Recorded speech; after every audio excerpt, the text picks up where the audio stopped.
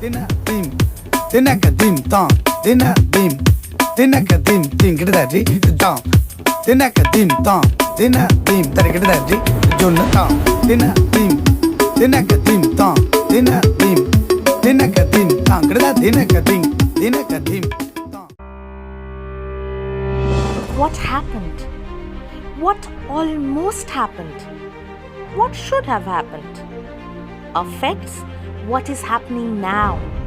Impacts what hasn't even happened yet. Monuments that were spatially created. Monuments that were deliberately destroyed.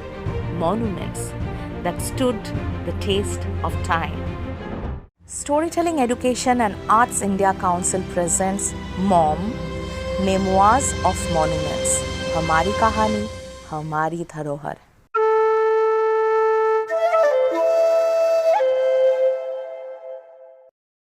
दोस्तों, मेरा नाम है विक्रमजीत सिंह और मैं आपको ले जाने लगा हूं हिमालय की वादियों में. हरियाणा, पंजाब और दिल्ली के लोग अक्सर घूमने के लिए मैक्लोडगंज, धर्मशाला इन इलाकों में जाते हैं.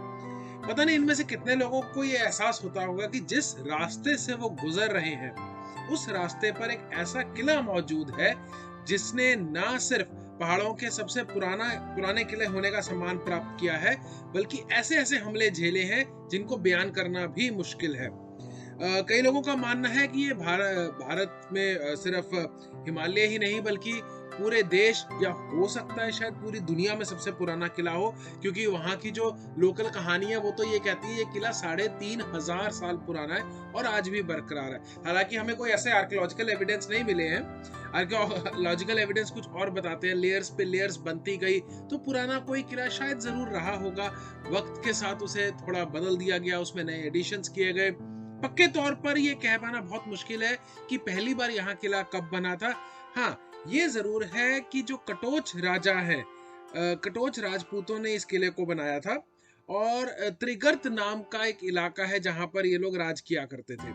और इसकी जो राजधानी है वो पहले प्रस्थल हुआ करती थी, उसे आज की तारीख में हम जलंधर के नाम से जानते हैं.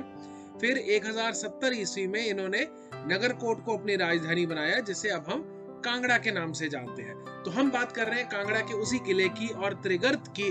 त्रिगर्त जिसका जिक्र जो है वो महाभारत के साथ साथ और कई पुरानी भारतीय जो किताबें हैं उनमें आता है. महाभारत में त्रिगर्त की जो राजधानी है वो मूल स्थान के नाम से आती है, जैसे अब हम मुल्तान के नाम से जानते हैं.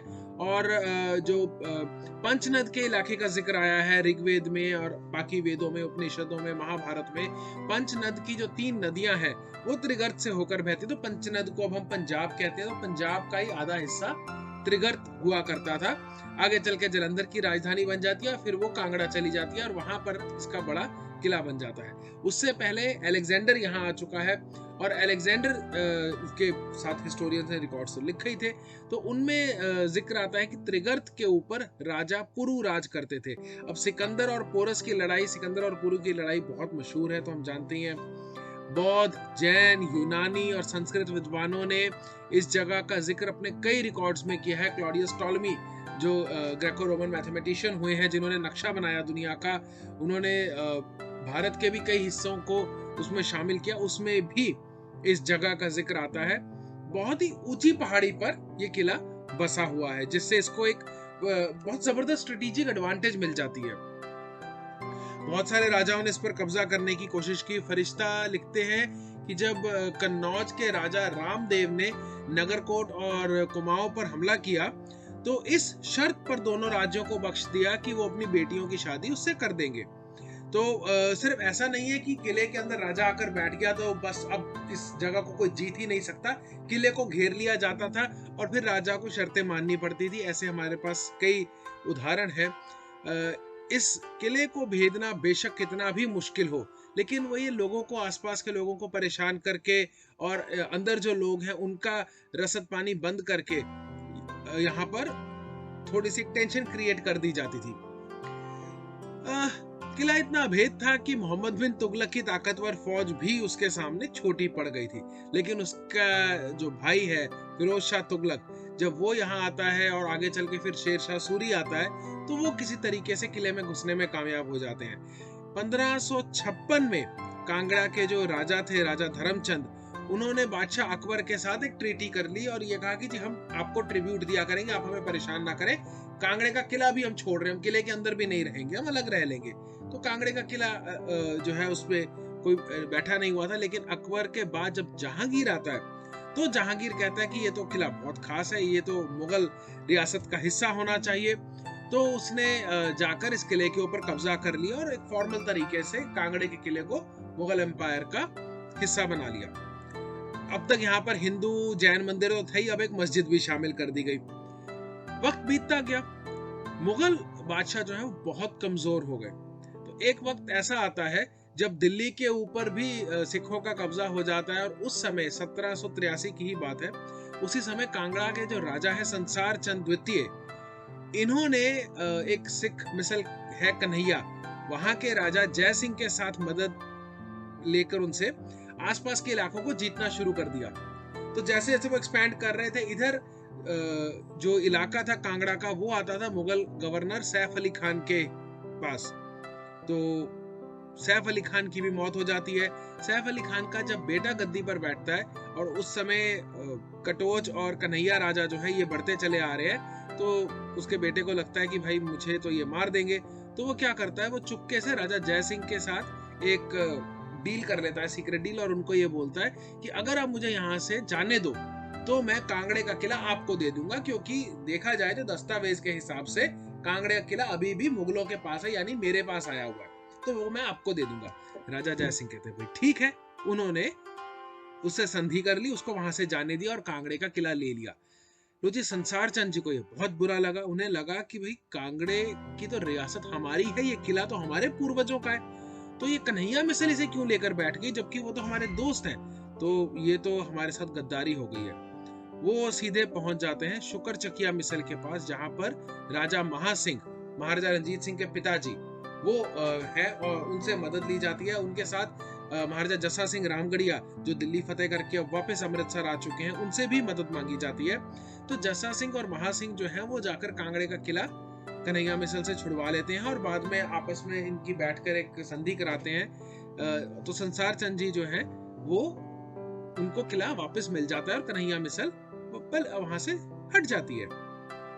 अब संसार चंद जी को लगता है कि भाई हमारे पास किला भी आ गया है, पूरे के पूरी कांगड़े की रियासत आ गई है, और हमने वैसे भी बहुत सारे इलाके और जीत लिए थे, चलिए और आगे बढ़ते हैं और इलाका जीतते हैं। तो वो चंबा, मंडी, सुकेत, इन रियासतों पर कब्जा करना शुरू कर देते हैं। जब वो बिलासपुर पहुंचते हैं तो बिलासपुर के राजा नेपाल की जो गुरखा हैं उनसे मदद मांगते हैं। तो गुरखा वहां से वो भी अपने नेपाल से आगे बढ़ते बढ़ते उधर कुमाऊं की तरफ वो कब्जा कर चुके हैं, और अब गुरखा जो है इधर शिमला तक पहुंच चुके हैं। तो बिलासपुर के राजा जब उनसे मदद मांगते हैं तो वो हंसी खुशी तैयार हो जाते हैं और पहुंच जाते हैं जी कांगड़ा। एक एक करके वो पालमपुर का किला और आसपास के छोटे किले, छोटी बस्तियां, रियासतें सब कब्जा करते करते करते करते जब कांगड़े तक पहुंचते हैं तो किले को जहां कहीं से भी हो सकता है वो घेर कर बैठ जाते हैं और एक लंबे टाइम तक बैठे रहते हैं। अब किले के अंदर खाने पीने का सामान खत्म होता जा रहा है। कटोच राजा जो है अपनी छोटी सी सेना की टुकड़ी के साथ अंदर बंद हो चुके हैं, कैद हो चुके हैं। ऐसे में वो खबर भिजवाते हैं किसी तरीके से लाहौर। अब महासिंह तो नहीं रहे, उनका बेटा अब लाहौर का राजा है, पूरे पंजाब का राजा है, महाराजा रंजीत सिंह। रंजीत सिंह ने फटाफट से अपनी एक छोटी सी टुकड़ी सेना की भेजी, और अभी सिखों का और गोरखाओं का एक युद्ध पहले भी उससे पहले होकर हटा था। उसके जैसे ही सिखों की ये टुकड़ी आई तो गोरखाओं ने कहा कि ठीक है, अभी हमें और इनसे नहीं लड़ना है, नहीं तो फिर महाराजा रंजीत सिंह और बड़ी फौज भेज देंगे, बहुत नुकसान होगा, हम यहाँ से वापस चले जाते हैं। तो जी गोरखा कांगड़े के किले की जो उन्होंने घेराबंदी कर रखी थी उसको छोड़कर चले गए। महाराजा रंजीत सिंह के सिपाही आए और राजा संसार चंद को बोला कि भाई ठीक है, अब हमने ये जगह तो छुड़वा दी है, इसके बदले में तुम हमें क्या दोगे। तो उसने महाराजा जी को ज्वालामुखी में बुलाया और वहां बैठ के रंजीत सिंह जी के साथ एक ट्रीटी की, एक संधि की, जिसके बाद जो कांगड़े का किला है और उसके आसपास के जो 60-70 गांव जो थे, जो पुराने समय से कांगड़े के किले के साथ जुड़े हुए थे, वो सारे के सारे रंजीत सिंह जी को मिल जाते हैं। और खुद जो कटोच राजा हैं वो चले जाते हैं लंबा ग्राव नाम की एक जगह पर। अब और आगे वक्त बीतता है, अंग्रेज किसी तरीके से पंजाब को हथिया लेते हैं, तो उनको ये किला भी जो है वो मिल जाता है पंजाब के साथ साथ, और इसको वो अपनी छावनी बना लेते हैं। और जो कांगड़ा में राजा बैठे होते हैं, कांगड़ा के राजा को, तो अब वो लंबा ग्राव में बैठे हुए हैं, तो उनको कांगड़ा लंबा ग्राव के नाम से ही वो उनकी रियासत मशहूर हो जाती है। उन्हें गन सैल्यूट दे दिए जाते हैं, उन्हें टाइटल्स दे दिए जाते हैं अंग्रेजों की तरफ से। वो अपना कांगड़ा लंबा ग्राव में चल रहे हैं, और कांगड़े का जो किला है अब वो अंग्रेजों की छावनी बन चुका है, जो एक लंबे समय तक रहता है। कांगड़े के किले में जाने के लिए बहुत सारे दरवाजों से गुजरना पड़ता है, पतला सा रास्ता है जिससे बहुत ज्यादा बड़ी फौज एक साथ नहीं गुजर सकती, तो बहुत ही स्ट्रेटेजिक तरीके से, एक अच्छे तरीके से उसको बनाया गया है। और जो ये दरवाजे हैं, ये अलग अलग टाइम पर अलग अलग राजाओं ने बनाए। जब आप अंदर पहुंचते हैं, बिल्कुल मेन जो सिटाडेल है वहां पहुंचते हैं, तो वहां लक्ष्मी नारायण जी का, अंबिका देवी का मंदिर है। इसके साथ में वहां पर एक जैन मंदिर है जिसमें भगवान ऋषभनाथ की बहुत बड़ी प्रतिमा रखी हुई है। किले के बाहर की तरफ अगर आप देखेंगे पहाड़ी पर एक जयंती माता का भी मंदिर है, जो गोरखा ने जब उस पूरे इलाके को घेरा हुआ था तो गोरखा जनरल ने बनवाया था। 4 अप्रैल 1905 हिमाचल में एक बहुत खतरनाक भूकंप आता है। उसने इस पूरे इलाके को नेस्तो नाबूद कर दिया। कांगड़े का ये किला भी उसके सामने नहीं टिक पाया, और बहुत सारे हिस्से इस किले के टूट के गिर गए। जो काम हजारों सालों से इंसानों की बड़ी बड़ी फौजें, तोपें, बंदूकें नहीं कर पाई, कुदरत के एक झटके ने कर दिया। कांगड़े का किला आज भी खड़ा है, लेकिन उस ओरिजिनल तरीके से नहीं जैसा इसको कभी बनाया गया था।